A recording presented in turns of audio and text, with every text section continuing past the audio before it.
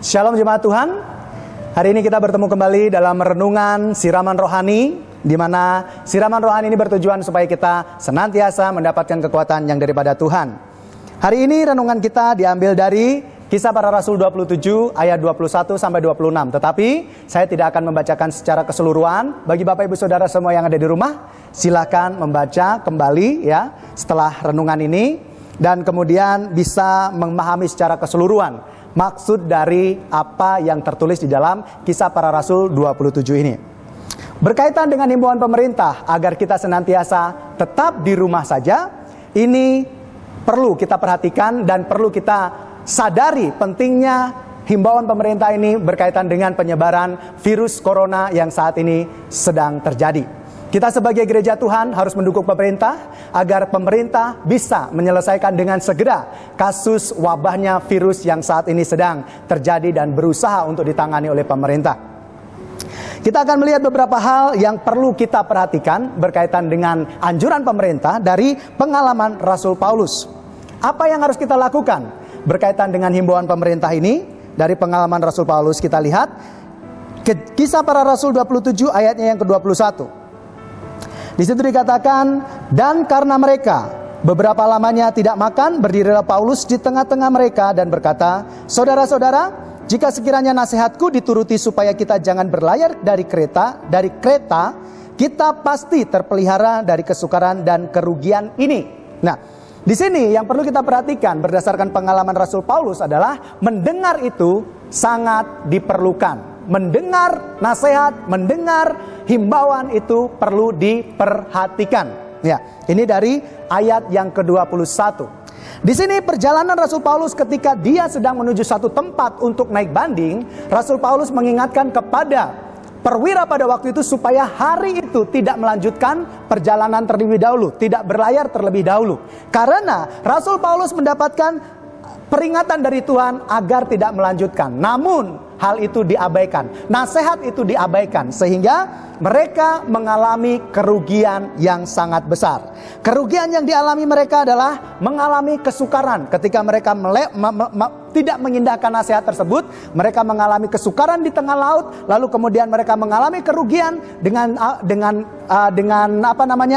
ketika gelombang begitu besar, mereka harus membuang apa yang ada di dalam kapal tersebut. Mungkin di situ ada persediaan makanan, ya, harus dibuang supaya apa? Kapalnya tetap selamat. Mungkin ada barang-barang berharga, harus dibuang karena apa? Supaya selamat semua yang ada di kapal tersebut.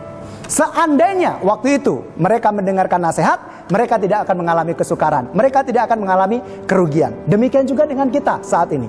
Saat pemerintah menganjurkan kita untuk tetap berada di rumah, mari kita dengarkan nasihat tersebut. Bukan berarti kita sebagai orang percaya takut dengan hal semacam itu, bukan. Tapi sebagai gereja yang tunduk pada pemerintah, kita harus menunjukkan cahaya kemuliaan Allah yang ada di dalam diri kita untuk membantu pemerintah yang saat ini sedang berjuang untuk mengatasi wabah virus yang saat ini terjadi. Jadi, dengarkan himbauan dari pemerintah supaya kita tidak mengalami kesukaran di kemudian hari, supaya kita tidak mengalami kerugian di kemudian hari. Yang kedua, kita bisa perhatikan pada ayat yang ke-30 sampai 32. Di situ dikatakan bahwa akan tetapi anak-anak kapal berusaha untuk melarikan diri dari kapal. Mereka menurunkan skoci dan berbuat seolah-olah mereka hendak melabuhkan beberapa sau di haluan. Karena itu Paulus berkata kepada perwira dan prajurit-prajuritnya, jika mereka tidak tinggal di kapal, kamu tidak mungkin selamat. Lalu prajurit-prajurit itu memotong tali skoci dan membiarkannya hanyut. Yang kedua, yang harus diambil oleh perwira dan semua yang ada di dalam kapal tersebut adalah merelakan satu-satunya harapan untuk menyelamatkan diri itu harus dibuang, yaitu skoci. Coba bayangkan, skoci itu disiapkan di kapal untuk persiapan kalau sewaktu-waktu kapal mengalami keadaan susah ataupun mungkin akan tenggelam, itu harus dikeluarkan dan orang menyelamatkan diri dengan skoci itu. Tetapi Paulus berkata, kalau mereka keluar dari kapal ini, maka mereka akan mati. Dan setelah itu perwira dan semua yang ada di dalam, mereka mendengarkan Rasul Paulus. Mereka tetap tinggal di kapal, lalu kemudian mereka merelakan skoci itu hilang, hanyut, dan kemudian mereka tinggal. Faktanya, ketika mereka merelakan itu, mereka selamat. Semua yang ada di dalam kapal itu selamat. Demikian juga dengan kita hendaknya merelakan apa yang mungkin saat ini harus kita lepas. Ketika pemerintah mengimbau supaya kita tetap ada di rumah, kita mungkin mengalami kerugian dalam hal bisnis. Mungkin kita mengalami kekurangan. Mungkin pendapatan kita berkurang. Mungkin kita mengalami banyak kesusahan. Waktu kita terbuang sia-sia. Mungkin kita berpikir seperti itu. Tetapi hari ini Tuhan mengingatkan kepada kita melalui himbauan pemerintah, relakan hal tersebut untuk kepentingan kita bersama. Kalau seandainya skoci itu tidak dilepas, pasti akan ada korban.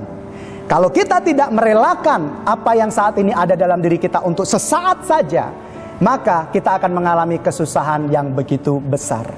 Keadaan ini mungkin tidak akan segera terselesaikan dan kita yang akan mengalami banyak kerugian. Itu sebabnya dengar nasihat pemerintah dan relakan. Merelakan sesuatu itu tidak gampang, ya. Merelakan itu tidak gampang. Karena itu perlu kesiapan hati kita. Tetapi percayalah, ketika kita merelakan itu untuk kebaikan orang lain, kebaikan bersama, Tuhan akan memberkati kita senantiasa.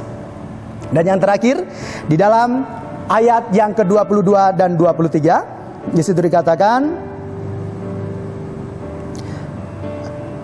maaf ayat 22, 23, 24, tetapi sekarang juga dalam kesukaran ini aku menasihatkan kamu supaya kamu tetap bertabah hati, sebab tidak seorang pun di antara kamu yang akan binasa kecuali kapal ini. Karena itu tadi malam seorang malaikat dari Allah, yaitu dari Allah yang aku sembah sebagai miliknya, berdiri di sisiku. Yang ketiga, Paulus mengatakan segala sesuatunya sudah terjadi. Kita saat ini sedang dalam kondisi untuk tinggal di dalam rumah. Penghasilan kita mungkin menurun, pendapatan kita mungkin mulai tidak jelas. Tetapi kita harus merelakan hal itu untuk kepentingan bersama. Dan wujud ketaatan kita terhadap pemerintah, yang saat ini kita bisa pelajari dari nasihat Rasul Paulus adalah tabah untuk menghadapi kondisi ini.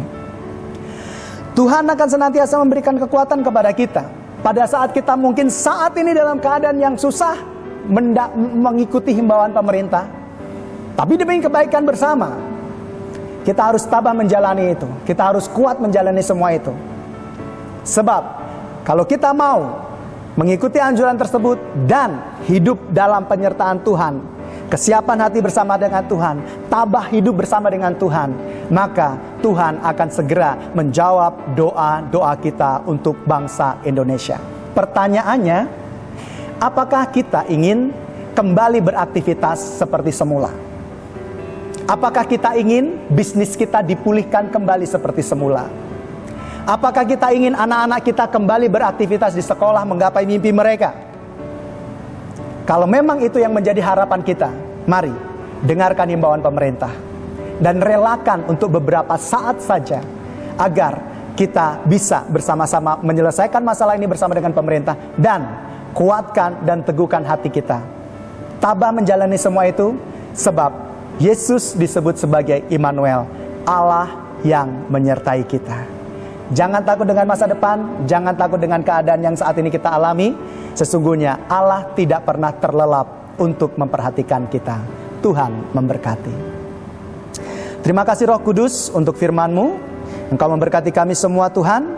Kiranya Engkau memberkati setiap jemaat-Mu yang mendengarkan renungan ini, agar kami sebagai anak-anak-Mu yang taat kepada Engkau boleh mendengarkan nasihat dari pemerintah Tuhan, untuk kami tetap di rumah dengan kami selalu mendengarkan nasihat himbauan yang ada dan merelakan sesuatu yang sebenarnya menjadi hak milik kami. Tapi demi kepentingan bersama untuk bangsa ini, biarlah Engkau mengajarkan kami, memberikan kekuatan kepada kami untuk kami merelakan apa yang harus kami lepas di dalam nama Yesus untuk pemulihan bangsa negeri kami. Dan juga kami minta kepadamu Roh Kudus, kuatkan hati kami pada saat kami mengalami kesusahan, pada saat kami mengalami keterpurukan dalam kondisi ini, kuatkan kami agar kami dapat melaluinya bersama dengan Engkau Tuhan. Pulihkan bangsa negeri kami ke Bapa, di dalam nama Yesus Kristus kami berdoa, mengucap syukur untuk setiap pertolongan Tuhan dan kasih sayang Tuhan bagi bangsa negeri kami. Di dalam nama Bapa, Putra dan Roh Kudus, di dalam nama Yesus kami berdoa. Haleluya. Amin.